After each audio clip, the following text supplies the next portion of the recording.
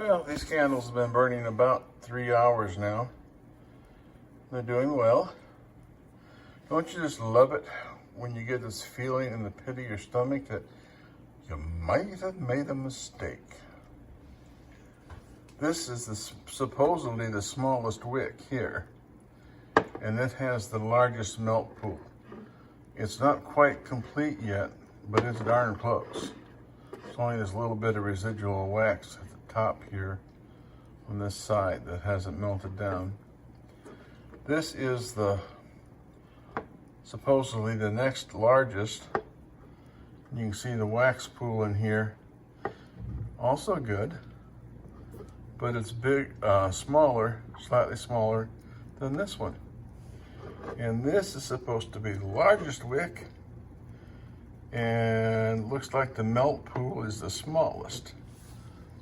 So I got a feeling that I switched this one and this one. That is, I switched the labels.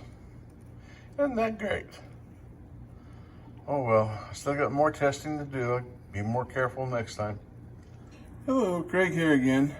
Just a quick update on the candle test.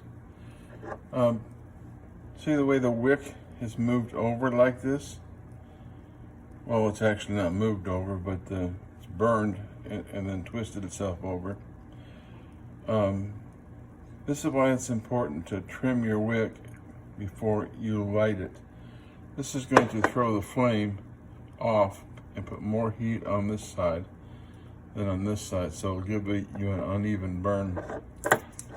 Also, that mushrooming effect here spreads the flame out, so the flame is larger and will consume your wax at a greater rate than if you keep these trimmed down between burns. I'm going to trim these down and relight them so we can enjoy the scent. Got this handy dandy little tool here called a wick trimmer. It's designed to leave the wick 1/4 inch tall. So works pretty good, except on these small jars. It's difficult to get it in the small jar. Something I didn't consider when I bought it. But you can, generally speaking, get down at the right angle. If I can see through the camera here. I managed to bend the wick over. There we go. So, little piece of wick there. I'll take care of that on the others and then light them. Okay, there they are, all trimmed up. This is the lemon scent, and I'll take care of the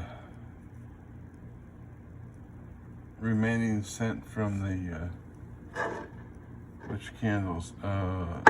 Hazelnut's good. Driftwood. These candles only burn for a few minutes. I don't care for the odor of those at all. This is the second test burn for this candle. It's lemon verbena, verbena, something like that. Anyway, it's been burning about 4 hours. I have 3 different wick sizes here.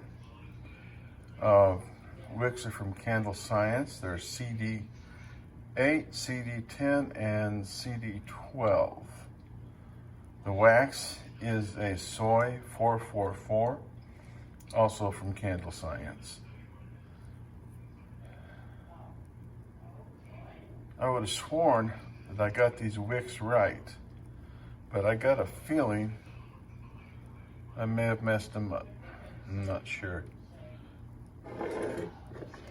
But the wax pools on each of these is approximately the same. So I'm not really sure why that would be the case, but that's what it is. Anyway, just an update. We are at the 4-hour mark now, and this one is labeled with the smallest wick size, so CD8 from Candle Science, and it has the best melt pool. There's no residual left on the sides, so this is definitely not a CD8. Let me move that around here. It's probably the CD12. This wax pool is not quite complete. You still got some wax on the sides here. So this is probably the smallest wick. And this one's labeled CD12, still has a little wax residual on the side, but not as much as this one. So I think this must be the CD10. At any rate, you can tell by the residual wax levels on these that this one has by far the lowest level of wax.